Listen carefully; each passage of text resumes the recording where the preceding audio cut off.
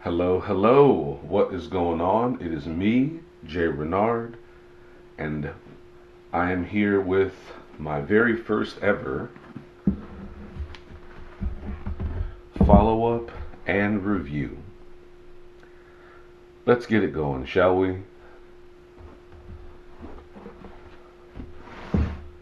All right. So, these here are Cayman boots from Corral. Let me see if I can get the branding in there. You can see it. Size 9.5 because for this style of boots I have to size down. Normally I wear 10 for everything else. And I got to start off by saying I love these boots. They feel great. They're crazy durable because they're made from the tail of a caiman. The tail is very, very hard. I've worked with it before. So let me show you what I'm talking about. You can hear it.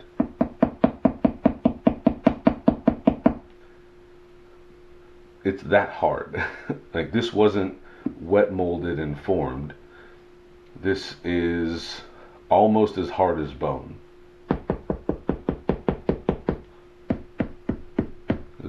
Anywhere else it's just a dull thud. That is very hard. And the whole band of the underside of the tail is just like that. Let me put this away. Shout out to Bowiedum and Blodes for this one. This is a great knife. I've had it for years. But despite being so very difficult and hard, because, or rather, so difficult to move because the scales are so hard, this was made in such a manner that where the most movement happens is where the ridges for the plates on the tail are at. So the movement is going to be happening here at the toe, on the vamp, if I'm remembering right. I believe it's the vamp and then the quarter back here.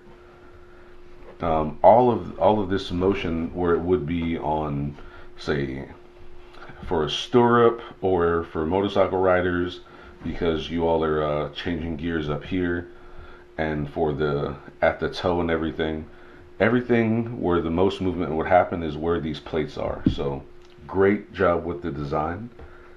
Normally I would never have used gator tail for something like this, but this was thought out perfectly. So great job there.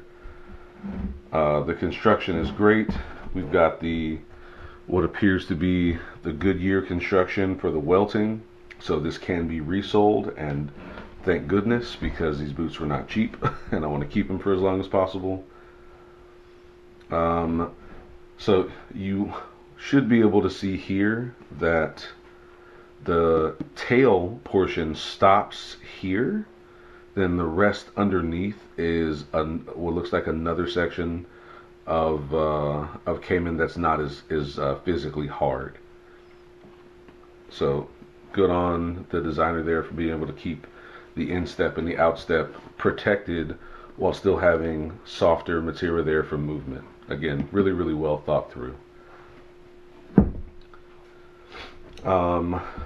So now I got to bring up another boot for comparison. These are my first pair of Western boots from Ariat. These are cowhide, and the bottoms are rubber. For the outsole, technically the midsole here, and then the outsole bottom here with a leather stack in the middle, or at least what appears to be a leather stack. This might be resin. Yeah, it's some kind of resin. So and something like this would be good because it keeps the boot light. This one is welted, probably Goodyear welted around here.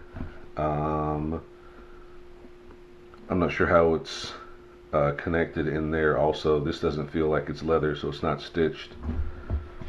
But this was my first pair. So Rubber bottom, leather bottom. Immediately had grip and still has grip. This had to be worn in to get some abrasion on the sole so that it would stay. But the heel has a hard rubber just like this one here. So had immediate grip here on the heel. Had to wear some in to be able to get some traction and whatnot on the forefoot. Now, the comparison for the shaft of the boot here, this is where things get very, very different. You can see here, so you've got the outer piece, the liner, and then one section here of the piping, which is nice. Then the loops here to be able to put the boot on properly. But ultimately you can see it's not very thick right there. This one, we've got the outer, which is a thicker material, a much more sturdy piping. Then the inner lining is about as thick as the outer.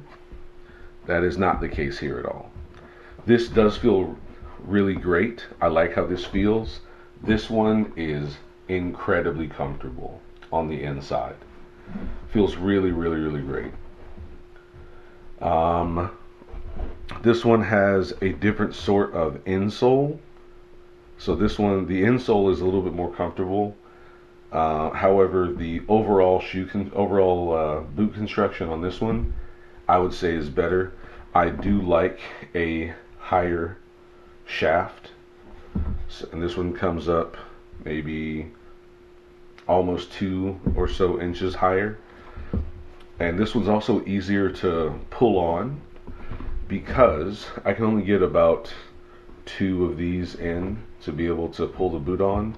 I can get almost all of these in there. So just being able to have proper grip and apply more force when sliding the boot on, love it. These are great. And even though almost nobody will ever see the design on the shaft of the boot, I do like what's going on here. That's my dog kicking the stand. Doug, stop trying to steal the show. It's my show. I liked that this one had something very, very different, but still had a lot going on.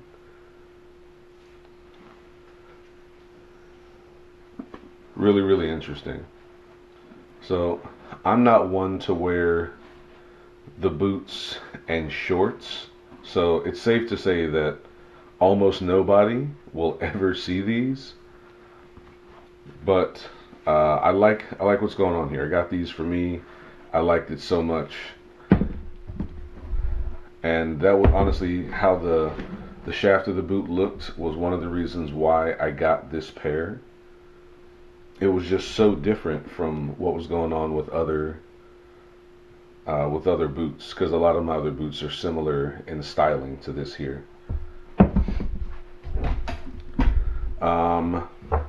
Another thing that I actually, let me bring it up one more time because I haven't talked about it. See if I can get it to focus. Hopefully that has helped a bit.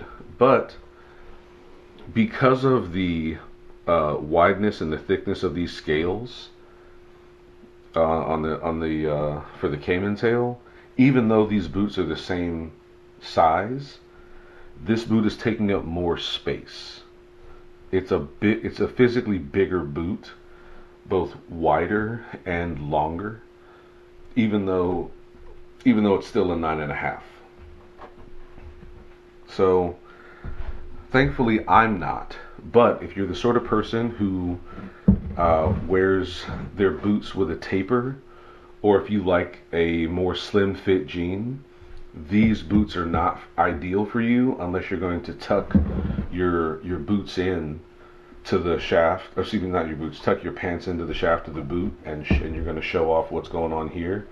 unless that's the styling that you're going for, if you're the sort of person who prefers a more slimmer look and slimmer feel, if you have that sort of outfit with these much wider boots, it will look a little bit like you are wearing your big brother's boots. And if you are not a big person to begin with, it might look like you're wearing clown shoes. These are they're noticeably heavier. They're wider than your regular 9.5, and they're longer than your regular 9.5.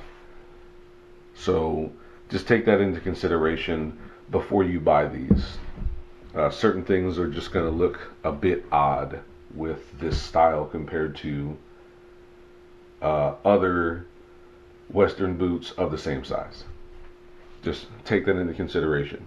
Also, because there's a lot more going on, you have fewer just smooth surfaces as compared to this.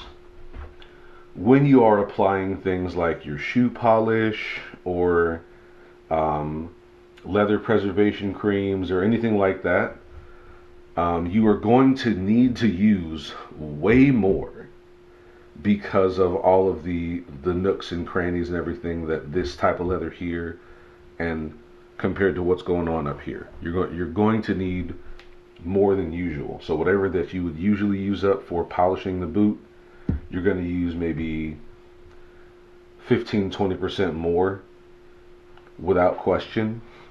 This one's got a lot of nooks and crannies and pits and everything like that. Your stuff's gonna stick in there. Your brush isn't gonna get everything first pass, that sort of stuff. Just take that into consideration when you get this one. Or if you plan on having a lot of boots like these, the care will necessarily go up because you're going to use more of your product to do it. And I believe that is it so far as the review. They wear well, they fit well. Once I was past the break-in portion where I had to get the traction on the sole, once I was past that, everything was fine. Do all kinds of great stuff in this. Going, driving around, dancing, walking about. I did get a few comments and compliments on the boots, which did feel kind of good. I'm not the sort of person who normally gets compliments on their stuff. Not really looking for it, but you know, it's nice when you get it, right? And I think that's about it. Strongly recommend, provided this sort of thing is in your budget. These boots normally retail for over $400.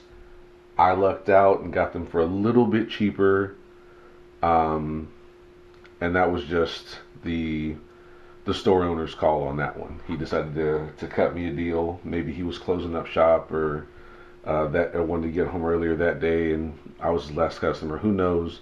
But he helped me out on the price.